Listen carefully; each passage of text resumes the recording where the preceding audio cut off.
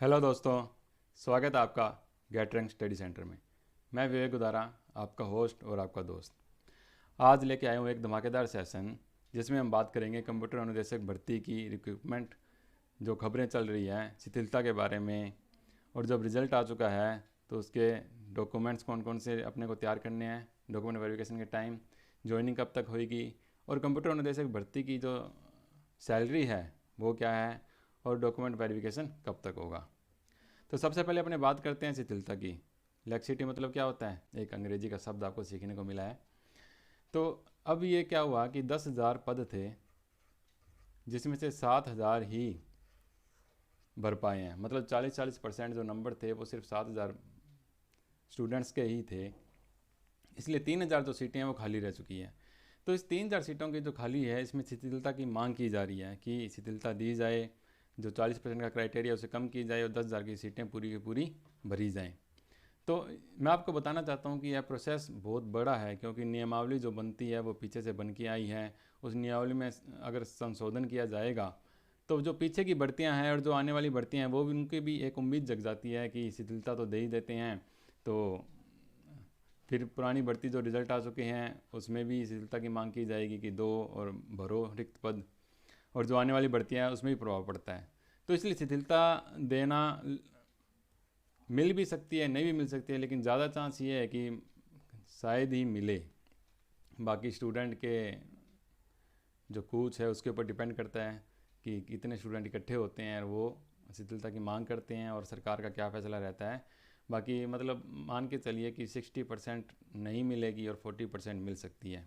ठीक है। तो सबसे पहले तो जो 7,000 स्टूडेंट जिनका सिलेक्शन हुआ उन सबको बहुत बहुत बधाई। अब बात करते हैं कि उनको क्या क्या डॉक्यूमेंट तैयार कर लेने चाहिए, क्योंकि वीडियो का जो डॉक्यूमेंट वेरिफिकेशन आया है उसकी 2 तारीख को नोटिस जारी हुआ था और 6 तारीख से, यानी इसी 6 सितंबर से उनका जो डॉक्यूमेंट वेरिफिकेशन है वो स्टार्ट हो चुका है। तो 4 दिन के अंदर अगर डॉक्यूमेंट किसी के नहीं है तो वो पूरे करने और दिक्कत आ जाती है। तो सबसे पहले अपने को पहले ही सारे डॉक्यूमेंट तैयार कर लेने चाहिए। तो मैं बताता हूँ कि कौन कौन से डॉक्यूमेंट आपको तैयार कर लेने चाहिए। तो सबसे पहले तो आपको जो डॉक्यूमेंट चाहिए वो है 10वीं की मार्कशीट। यह आपका जो बर्थ, जो आयु है, आयु का पता लगाने के लिए 10वीं की मार्कशीट काम में आती है। और इसके साथ सर्टिफिकेट, यानी पासिंग सर्टिफिकेट। जो नई मार्कशीट है, जब 2012 या 13 के बाद इन्होंने 10वीं की है उनके तो साथ में सर्टिफिकेट जुड़ के ही आता है, लेकिन जो पुराने हैं उनके सर्टिफिकेट अलग आते थे और मार्कशीट जो थी वो अलग आती थी। तो इस बात का ध्यान रखना कि मार्कशीट भी चाहिए और सर्टिफिकेट भी चाहिए। ऐसे ही 12वीं क्लास की भी मार्कशीट चाहिए और 12वीं क्लास के भी सर्टिफिकेट चाहिए। दोनों चारों चीज़ें होनी चाहिए। फिर बात आती है कॉलेज की डिग्री की। जो इसके अंदर क्राइटेरिया था BTech, BCA, PGDCA ये सब होना चाहिए। तो कॉलेज की डिग्री के अंदर आपकी जितनी भी मार्कशीट है सारी की सारी मार्कशीट आपके पास होनी चाहिए। उसके साथ साथ आपके पास प्रोविजनल सर्टिफिकेट होना चाहिए। जिनकी डिग्री अभी तक नहीं आई है उनके पास प्रोविजनल सर्टिफिकेट होना चाहिए। और एक कंसोलिडेटेड मार्कशीट होनी चाहिए। कंसोलिडेटेड मार्कशीट का मतलब जिसके अंदर सभी सेमेस्टर के या सभी ईयर के नंबर एक साथ लिखे हुए हों, वो भी होनी चाहिए। ये चीज़ आपको ध्यान रख लीजिएगा। सबसे ज़रूरी जो बात है वो ये है कि character certificate of last institute. मतलब जो आपने लास्ट, जब आपने पढ़ाई छोड़ी थी तो आप किस इंस्टीट्यूट में थे, किस कॉलेज में थे, उस कॉलेज से आपको करेक्टर सर्टिफिकेट लाना ज़रूरी है। वो करेक्टर सर्टिफिकेट लाना बहुत ज़रूरी है, यह मांगते हैं डॉक्यूमेंट वेरिफिकेशन के अंदर। और एक करेक्टर सर्टिफिकेट 2 जनों से होना चाहिए जो आपके रिश्तेदार ना हो। जहाँ पे भी आप रहते हो, कुछ भी हो, वहाँ पे गैजेटेड ऑफिसर होंगे, उनसे आप करेक्टर सर्टिफिकेट बनवा सकते हैं। 2 सर्टिफिकेट, 2 को अलग अलग बंदों की, जो लिख के देंगे कि आपका चरित्र सामान्य है, सही है। और उसके बाद आता है कास्ट सर्टिफिकेट। कास्ट सर्टिफिकेट को लेके OBC के अंदर एक बहुत बड़ी चीज़ चल रही है। मैं आपको दिखाता हूँ, एक नोटिफिकेशन दिखाता हूँ, देखिए।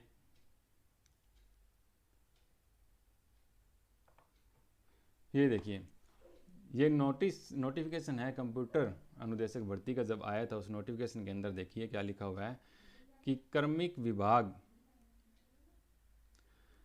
विभाग की अधिसूचना 20/1/2022 के अनुसार आवेदक का वर्ग विशेष, अनुसूचित जाति, अनुसूचित जनजाति और अन्य पिछड़ा वर्ग या अति पिछड़ा वर्ग, आर्थिक रूप से कमजोर वर्ग का लाभ तभी दिया होगा जबकि आवेदक का उक्त प्रमाण पत्र इस भर्ती के आवेदन करने की अंतिम तिथि तक या फिर इससे पूर्व का सक्षम प्राधिकारी द्वारा जारी किया गया हो। यानी नोटिफिकेशन जब आया था उसकी अंतिम तिथि थी अप्लाई करने वाली, उससे पहले का आपके पास जाति प्रमाण पत्र होना चाहिए। उसके बाद का नहीं चलेगा, उसके पहले का चलेगा। ये बात ध्यान रखिएगा। जिसने पहले का नहीं बनवा रखा होगा उसके लिए मुसीबत की बात हो सकती है। वैसे तो 10,000 में से 7,000 बंदे ही पास हुए हैं, तो फिर जो डॉक्यूमेंट वेरिफिकेशन है वो इतना कठोर नहीं किया जाएगा, क्योंकि बंदे ही कम पास हुए हैं तो लगाना भी उन्हें ज़रूरी है। लेकिन जो नोटिफिकेशन में ये बात लिखी हुई है इससे प्रभाव पड़ सकता है, तो आप ये चीज़ ध्यान रखिएगा।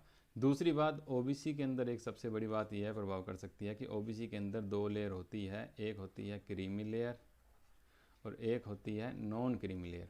तो उसके लिए देखिए, अनुसूचित जनजाति या जनजाति के लिए जाति प्रमाण पत्रों की अवधि जीवन पर्यंत होगी, उनके लिए कोई दिक्कत वाली बात नहीं है। लेकिन अगली लाइन देखिए, क्रीमी लेयर में नहीं होने संबंधी प्रमाण पत्र 1 वर्ष के लिए ही मान्य होगा। यानी क्रीमी लेयर में जो नहीं है, ओबीसी का सर्टिफिकेट बनता है उसके अंदर लिखा होता है कि ये क्रीमी लेयर में नहीं है, तो वो जो है वो 1 वर्ष के लिए मान्य होगा। एक बार क्रीमी लेयर में नहीं होने का प्रमाण पत्र जारी होने के उपरांत अगर प्रार्थी आगामी वर्ष में भी क्रीमी लेयर में नहीं है तो ऐसी स्थिति में उसे सत्यापित शपथ पत्र देना होगा। यानी अगर आपके ओबीसी सर्टिफिकेट को 1 साल से ज़्यादा हो गया है और उसमें क्रीमी लेयर नहीं है, तो आपको एक एफिडेविट बना के लेके जाना पड़ेगा कि मैं अभी भी क्रीमी लेयर में नहीं आता हूँ। और ये भी अधिकतम 3 वर्ष तक किया जा सकता है। यानी सिंपल बड़ी बड़ी बात मैं आपको बता देता हूँ कि अगर आपके पास ओबीसी सर्टिफिकेट है और वो आपका अगर जनवरी ले लीजिए 31 जनवरी 2019 के बाद का है, तो आपके लिए कोई दिक्कत वाली बात नहीं आएगी। आपको एक एफिडेविट लिख के लेके जाना पड़ेगा कि मैं अभी भी नॉन क्रीमी लेयर में ही हूँ। लेकिन अगर आपके पास ओबीसी सर्टिफिकेट है और वो इससे पहले का है और नॉन क्रीमी लेयर में आप आते हो, तो भी आपके लिए थोड़ी बहुत दिक्कत की बात हो सकती है। वैसे तो एफिडेविट लेके जाना ही होगा, लेकिन अब जो डॉक्यूमेंट वेरिफिकेशन होगा उसके अंदर क्या निर्णय लिया जाता है तब आपको पता चलेगा। ये आ गई आपकी कास्ट सर्टिफिकेट की बात। अब आगे चलते हैं।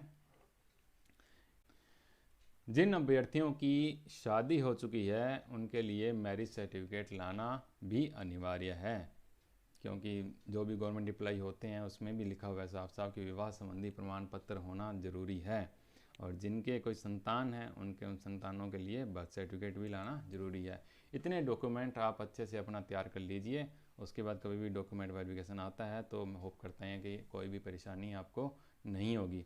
वैसे अब जो फॉर्म डॉक्यूमेंट वेरिफिकेशन होता है उसके अंदर एक स्क्रूनिटी फॉर्म होता है, जिसके अंदर सारा विवरण होता है कि अपने पास ये डॉक्यूमेंट हैं और मैं यहाँ रहता हूँ। ये पूरा एक डॉक्यूमेंट फिल किया जाता है। ये भी आजकल ऑनलाइन हो गया है। जो SSO ID से ही जब आपकी विज्ञप्ति आएगी डॉक्यूमेंट वेरिफिकेशन के लिए तो SSO ID में ओपन हो जाएगा। उसके अंदर माई रिक्रूटमेंट पोर्टल में जाके आप ये स्क्रूनिटी फार्म ऑनलाइन भरेंगे और इसका भी एक शुल्क होगा 100 रुपये का, वो आपको पे करना पड़ेगा। वीडियो की जो डॉक्यूमेंट वेरिफिकेशन है उसके अंदर यही हो रहा है, तो ये ज़्यादा उम्मीद लगाई जा सकती है कि आपके डॉक्यूमेंट वेरिफिकेशन में भी यही हो सकता है। तो आशा करता हूँ आपको ये चीज़ समझ में आई होगी। अब आगे बात करते हैं कि सैलरी क्या होगी, कंप्यूटर अनुदेशक भर्ती की सैलरी क्या होगी। इसके बारे में बहुत सारे यूट्यूब पे अलग अलग वीडियो आ रखी है, पता नहीं कैसे वो इतना गलत बता रहे हैं। मैं आपको एक और चीज़ पढ़ाने की चेष्टा करता हूँ, देखिए।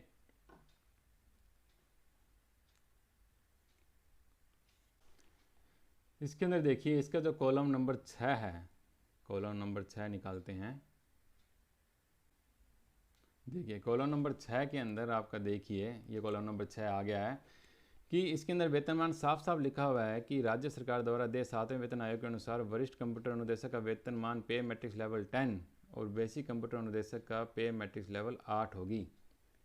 जैसा कि आपने नोटिफिकेशन में देखा कि कंप्यूटर जो बेसिक कंप्यूटर अनुदेशक है वो पे मैट्रिक्स लेवल 8 के अंदर तक आते हैं, मतलब उनका जो ग्रेड पे है वो 2800 है। 2800 ग्रेड पे होने के कारण जो उनका प्रोबेशन चलेगा 2 साल तक, राजस्थान सरकार में 2 साल तक प्रोबेशन आपको काटना पड़ता है। उसके अंदर आपका फिक्स पे होगा। फिक्स पे कितना होगा? 18,500। 18,500 से आपका GPF कटेगा, जो आपको पेंशन जो है उसके लिए कटता है, क्योंकि अब पेंशन दोबारा से स्टार्ट हो चुकी है, वो 800 रुपये कटेगा।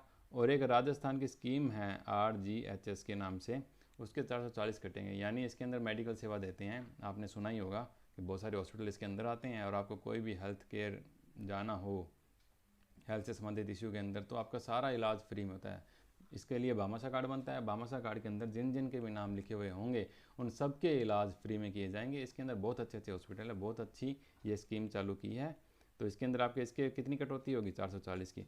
तो जो आपकी नेट सैलरी आएगी इन हैंड वो लगभग 17,260 के समथिंग आएगी, या मान के चलते हैं, या थोड़ा बहुत ऊपर नीचे हो सकता है, लेकिन लगभग इतनी आना तय है। फिर आपका 2 साल जब कंप्लीट हो जाएंगे, उसके बाद प्रोबेशन कंप्लीट होने के बाद 2800 ग्रेड पे के अकॉर्डिंग आपका जो बेसिक पे है वो 26,300 होगा। 26,300 में आपका डीए जुड़ता है, यानी डियरनेस अलाउंस, महंगाई भत्ता इसे कहते हैं। महंगाई भत्ता कितना है, 34%, जो इस बेसिक का 34% होता है 8942। और आपको हाउस रेंट अलाउंस भी मिलता है, यानी किराया भत्ता भी मिलता है, वो कितना होता है 9%, 2 3 6 7 हो जाएंगे इसका। और जो सिटीज़ हैं कई, जैसे जयपुर होगी, कोटा होगी, जोधपुर होगी, इन सिटी के अंदर जो ये हाउस रेंट अलाउंस है वो 18% मिलता है। यानी जो अभ्यर्थी इसका चयन इन सिटीज़ में होगा उनको ये हाउस रेंट अलाउंस जो है वो 18% मिलेगा।